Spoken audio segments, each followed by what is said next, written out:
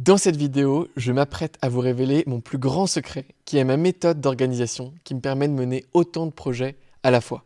Si vous ne me connaissez pas bien, je m'appelle Elliot Meunier, je suis le fondateur d'Atomic, j'ai écrit plus de 2 livres, je suis cofondateur d'un écolieu en Aveyron et je suis également danseur. La caractéristique pour laquelle la plupart des gens me connaissent, c'est que je fais énormément de projets en même temps. En effet, en seulement 1 an, sur les 12 derniers mois, j'ai recruté 6 personnes, créé 13 nouvelles méthodes, créé une 60aine de vidéos, auto-construit la salle de danse dans laquelle on se trouve actuellement. J'ai fait beaucoup de voyages, plus de 4 mois. J'ai organisé 4 stages. J'ai fait Vipassana, je suis devenu prof de yoga. Je fais beaucoup de danse. Bref, je fais énormément de choses en même temps. Alors la question qu'on me pose souvent, c'est Elliot, mais en fait, comment tu fais pour faire autant de choses alors que tu as les mêmes journées que nous? Et en réalité, la réponse à cette question peut tenir en un seul mot. C'est ma méthode d'organisation qui s'appelle le slow burn.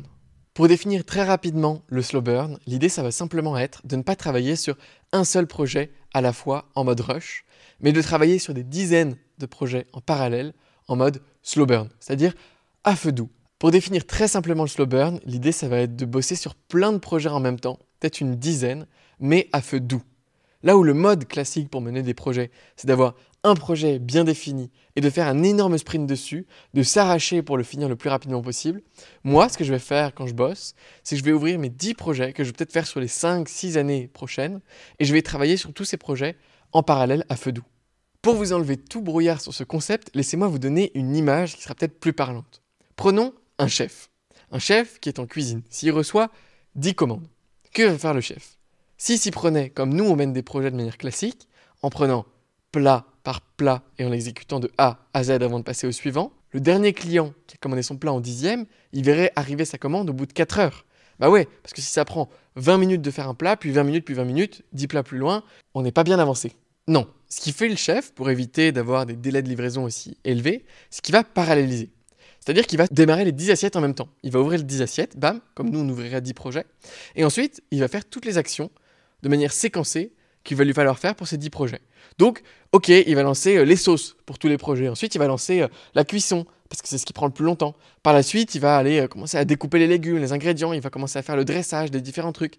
Si bien que, au bout, certes, de 40 minutes, il n'aura pas réalisé 2 assiettes, mais bien 10, parce qu'il aura tout parallélisé. Et c'est ça le slow burn. Au lieu de mettre le truc à feu vif, etc., on le met à feu doux, sur le côté, et on commence à se pré-mâcher le travail, on fait ce qu'on appelle du slow burn. Et la particularité du chef, c'est que quand bien même il travaille sur plein d'assiettes en parallèle, nous on travaillerait sur plein de projets en parallèle, il a toujours une assiette qu'il est activement en train de réaliser. L'assiette qui va être envoyée en suivant en fait. Et nous aussi, c'est exactement ce qu'on va faire avec la méthode du slow burn. C'est qu'on va travailler sur des dizaines de projets en parallèle, en slow burn, à petit feu. Un coup, on va trouver des bonnes herbes qui nous plaisent. Tiens, on va les collecter, on va les mettre sur notre assiette. Puis un coup, on va trouver une tomate qui nous plaît, on va la mettre dans notre assiette, et ainsi de suite. Cependant, on va réaliser un projet en mode rush en instantané. Donc on va avoir des dizaines de projets en slow burn et un projet, une assiette en mode rush qu'on va être en train de finaliser pour shipper. Par exemple, au moment où je vous parle, de mon côté, j'ai à peu près 6 projets de formation, de méthodes qui sont en train d'être créés. J'ai également des projets de livres en train d'être créés. J'ai ce projet de cet écolieu, d'autres projets de danse, etc., d'art. Et actuellement, j'ai un projet qui est actif cette semaine, qui est celui de faire des vidéos YouTube, de réaliser de bonnes vidéos. J'enlève le pull parce qu'il fait chaud. Il y a mon chat qui est arrivé. Gribouille, ça va pas? Ok, viens. Ok, maintenant que vous avez compris le concept même du slow burn, à quoi ça sert concrètement de l'appliquer? Eh bien, le premier point qui est le plus évident, c'est que vous allez être beaucoup plus productif. On l'a déjà vu avec l'image du chef, qui arrive à livrer ses plats beaucoup plus rapidement. De votre côté, ça va être pareil. Bah oui, parce que là où une personne qui mène un projet en mode sprint, en mode classique, elle va peut-être mettre 30% de temps de moins que vous à mener son projet, mais derrière, à la fin de son projet, elle va être épuisée, un petit peu burn-out, parce que sur la fin d'un projet, on est souvent un peu à bout, quoi. Et là, elle va devoir retrouver de l'énergie pour remener un autre projet en ayant fait une période de break. Tandis que vous, quand vous travaillez sur 6, 7, 8 projets en même temps, au moment où vous publiez un projet, vous le publiez au monde, vous avez encore 5 autres projets qui sont quasiment prêts à être publiés au même moment. Si bien qu'en fait, vous êtes beaucoup plus productif que les autres de la même manière que le chef l'était. Ça, c'est l'avantage le plus évident. Mais à côté de ça, il y a également un autre avantage qui est beaucoup plus intéressant, qui est celui qu'on fait des bien meilleurs projets et qu'on est plus créatif. Et oui, parce que dans tout projet, on a une phase de divergence et une phase de convergence. Durant la phase de divergence, on va partir de notre idée initiale et avoir plein d'idées par association. Par exemple, si je veux créer un lieu, je vais me dire « Waouh, je peux le faire dans un entrepôt, il faut qu'il y ait absolument des artistes, j'ai aussi envie qu'il y ait des entrepreneurs, je veux faire un coworking, tiens, je vais faire une cafette, on va avoir des inspirations sur Internet, les gens vont nous en parler, ça va fuser d'idées. » Et ensuite, la convergence, ça va être « Ok, parmi toutes les idées que j'ai eues, lesquelles je sélectionne et comment je vais faire pour réellement exécuter le projet. » Or, si on réalise notre projet de manière classique, ce qui va se passer, c'est que la phase de divergence va être très largement réduite. Bah oui, parce que si on se dit « Tiens, j'ai envie d'écrire un livre et de l'avoir fini dans 4 mois », on va commencer à faire nos recherches, notre projet de recherche, on va aller un peu partout sur Internet, rechercher des sources, on va les concaténer, mais au bout de 2 semaines, on aura fini nos recherches et on sera directement dans la phase de convergence, dans la phase d'écriture. Donc on aura un livre qui sera finalement assez pauvre. Tandis qu'une personne qui a fait du slow burn, ça fait 5 ans qu'elle a ce projet de livre et qu'elle collecte des choses à ce propos partout sur Internet, des citations, je sais pas, elle met 30 minutes de recherche sur ce projet par mois, peu importe. En tout cas, elle a déjà eu beaucoup le temps de réfléchir à ses concepts, d'inventer ses propres concepts, de trouver des sources qui sont réellement puissantes. Et bien au moment où cette personne a fait du slow burn, va se dire « Tiens, j'ai envie réellement d'exécuter mon projet, de converger dessus », elle va commencer par l'abondance et elle va avoir des idées beaucoup plus réfléchies, beaucoup plus intéressantes. Il y a aussi une question d'alignement avec les projets. Parce que si vous menez concrètement un projet, vous exécutez un projet qui est en slow burn depuis 5 ans, ça veut probablement dire qu'il est effectivement aligné avec vous et vous correspond. Tandis que quand on fait un projet qu'on va exécuter directement, généralement, on fait un projet qui n'est pas tout à fait aligné avec nous et donc qui va probablement nous amener vers un burn-out ou une vie qui ne nous plaît pas à la fin. Pour vous illustrer un petit peu cette idée d'être plus créatif dans nos projets grâce au slow burn, j'ai envie de vous parler d'une chorégraphe que j'admire énormément qui s'appelle Twila Tharp. Elle a écrit un livre qui s'appelle The Creative Habit où elle décrit tout son processus créatif pour créer ses pièces contemporaines. Si vous aimez la danse, allez regarder ce qu'elle fait, c'est vraiment génial. Alors déjà, Twila, elle fait pas comme tous les autres chorégraphes qui font une pièce à la fois dans une résidence pendant 3 mois, non. Elle bosse sur 10 pièces en même temps. Elle se demande quelles sont les pièces que j'ai envie de produire dans les 5-6 prochaines années, comme nous avec notre histoire de slow burn, et elle va créer une boîte physique pour chacun de ses projets. Par exemple, elle se dit, tiens, d'ici 5 ans, j'ai envie de créer une boîte sur l'élément de l'eau. Elle va créer une boîte chez elle, où elle va marquer dessus chorégraphie sur l'eau. Ensuite, ce qu'elle va faire, c'est que pendant 4, 5, 6 ans, avant de réellement créer cette pièce, la composer avec des danseurs et la jouer sur scène, elle va se laisser inspirer. Elle va faire du slow burn. Donc elle va, à chaque fois qu'elle est dehors, j'en sais rien, à la plage, elle va collecter un petit coquillage, tiens, une photo qu'elle va prendre et imprimer d'un paysage qui l'inspire au niveau de l'eau. Elle va prendre une citation, un poème, une discussion, tout ça elle va le capturer et elle va les ramener dans sa boîte. Si bien qu'au moment où elle va réellement exécuter sa chorégraphie, elle va ouvrir sa boîte et elle va voir des centaines d'éléments qui l'ont inspirée durant les années qu'elle a passées à faire de la divergence créative sur sa pièce. Alors au moment où elle arrive, elle a déjà énormément d'idées, énormément de musique, énormément d'images qui lui reviennent pour l'aider à composer cette pièce. Et donc quand elle est devant ses danseurs, elle sait exactement ce qu'elle veut représenter et elle n'est pas là en train d'être face au syndrome de la page blanche, de composer de zéro. Non, elle commence de l'abondance d'idées. Ça fait donc des projets qui sont beaucoup plus riches. Et moi, à partir du moment où j'ai entendu cette histoire, je me suis dit, mais je veux absolument vivre ma vie comme ça. Si bien que j'ai des projets sur les 15 prochaines années qui sont listés dans mon incubateur, on le verra dans un instant, et pour lesquels je collecte tous les jours des dizaines de choses qui m'inspirent sur Internet, dans la vraie vie, dans mes notes, etc. Je relis toute ma vie, toute mon expérience humaine avec des projets que j'ai envie de mener. Bien, maintenant que vous avez peut-être compris l'importance du slow burn, j'aimerais vous expliquer le système à mettre en place pour y arriver. Ce système, il se décompose en 3 grandes parties. La première partie, c'est un incubateur de projet. La seconde, c'est un système de capture. Et enfin, c'est une méthode pour synchroniser ses phases de vie et les projets qu'on va mener. Bienvenue en direct live sur mon ordinateur pour que je vous présente le premier point dont on a parlé, qui est l'incubateur de projet.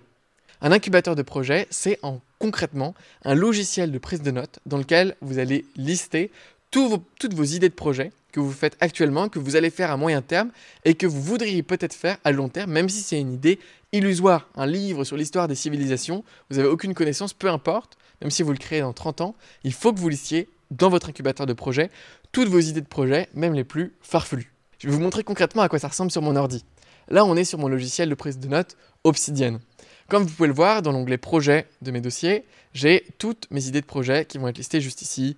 Un projet One Dance sur la danse, des conférences, plein d'idées de nouvelles méthodes que j'ai envie de créer. Elle ne s'appelle tout Atomique parce que le nom de ma boîte c'est Atomique, donc je me fouille pas trop sur le nom, mais c'est réellement des projets distincts à chaque fois. Et en plus de ça, j'ai un incubateur pour les projets plutôt long terme que j'aimerais peut-être mener dans le futur.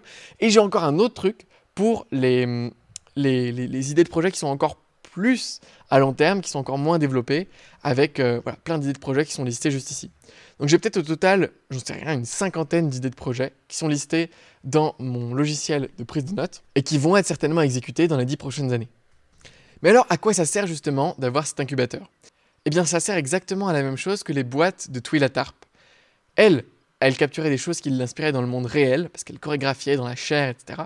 Nous, la plupart du temps, en tant que travailleurs plutôt digitaux, en tout cas je le suppose, on travaille plutôt en numérique. Donc toutes les choses qui vont nous intéresser, ça va être principalement des idées, des images, des vidéos, des discussions qu'on va enregistrer. Et donc, il faut qu'on puisse les stocker quelque part de manière numérique.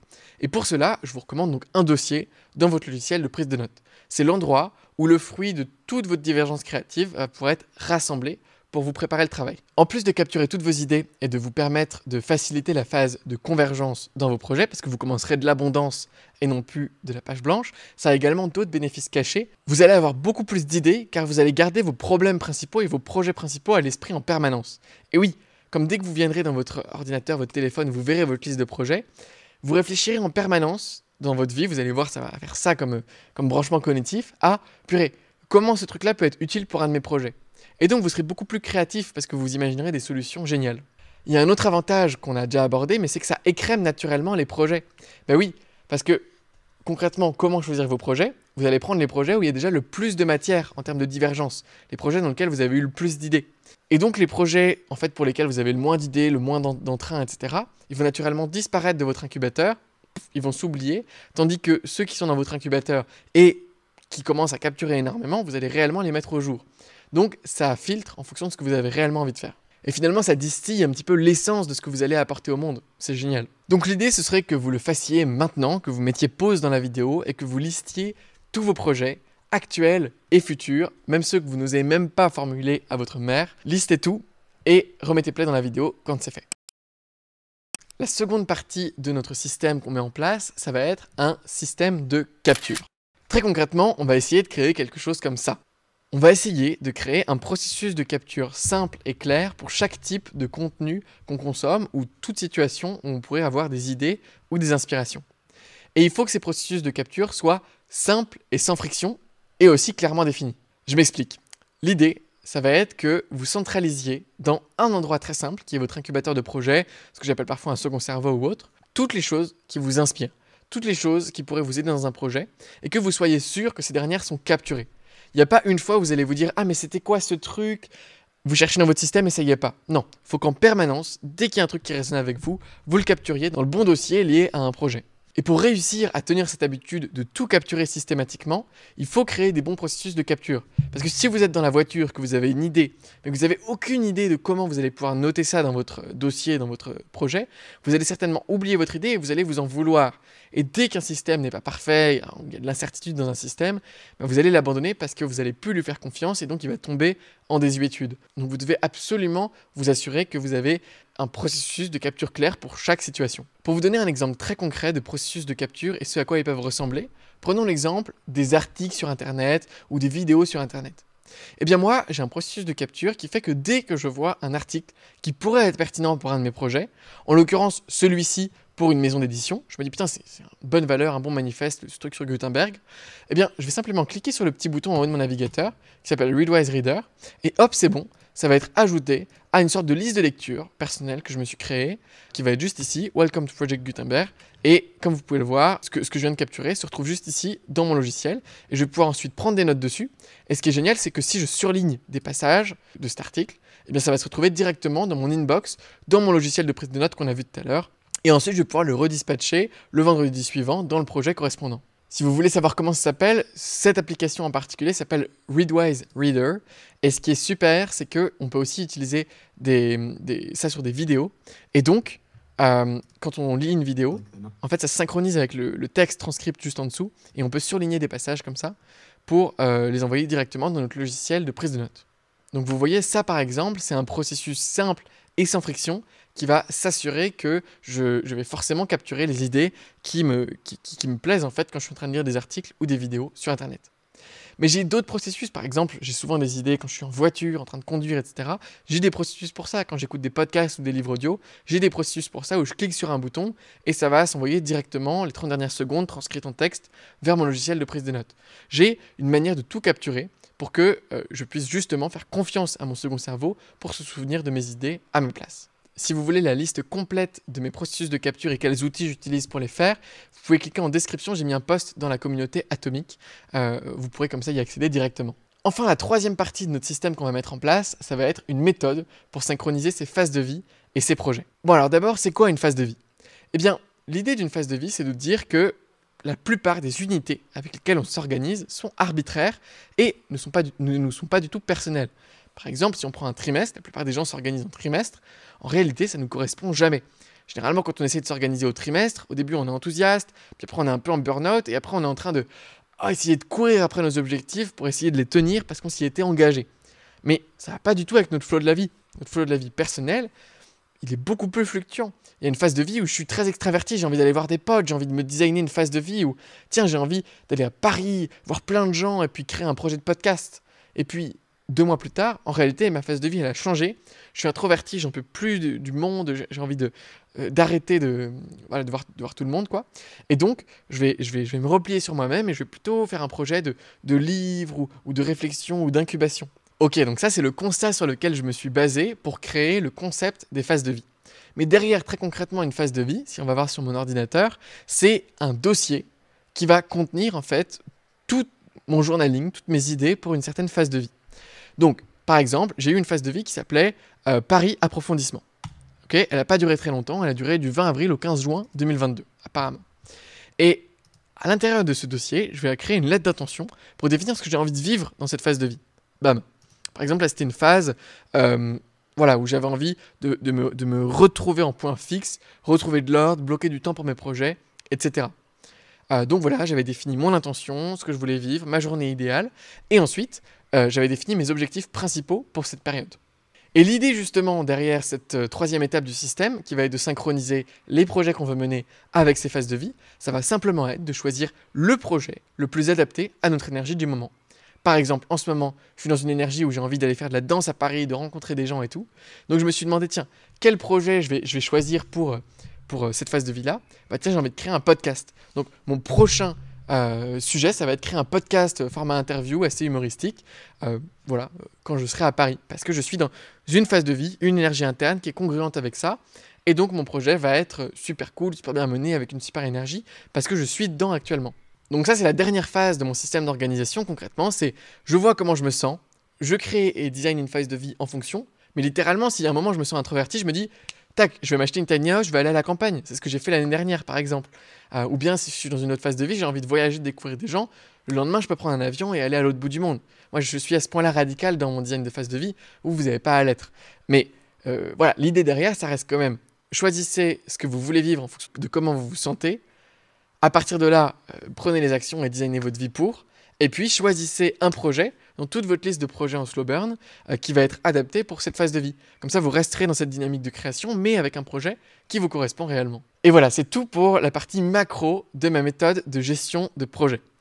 En plus de ça, évidemment, en fonction de ma phase de vie, je rajoute un système de gestion du temps qui pourrait être du time blocking ou qui pourrait être un tableau émotion-action que j'ai développé.